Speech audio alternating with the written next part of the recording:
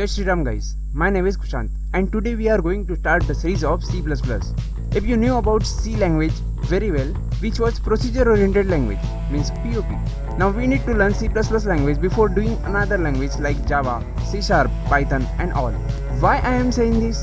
Because there is a reason that Java, C# and another languages are purely based on OOP concept, means OOPS concept. If you don't know about OOP, means OOPS, what is the purpose of using OOPS in our program? To learn all these things, we need to learn C++ language, because it is a semi-object oriented programming language.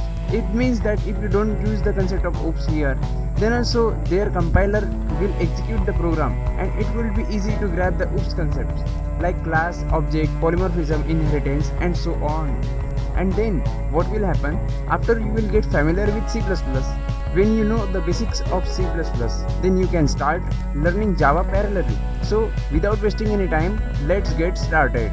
First of all, we need to install a compiler. There are so many compilers which can convert our program to machine language and provide us the output like Visual C++, CodeBlocks, Dev C++. Where we are going to use Dev C++, one of my favorite, for which you need to open your any browser, search Dev C++ downloads. Click on the first link, start downloading and then follow the steps.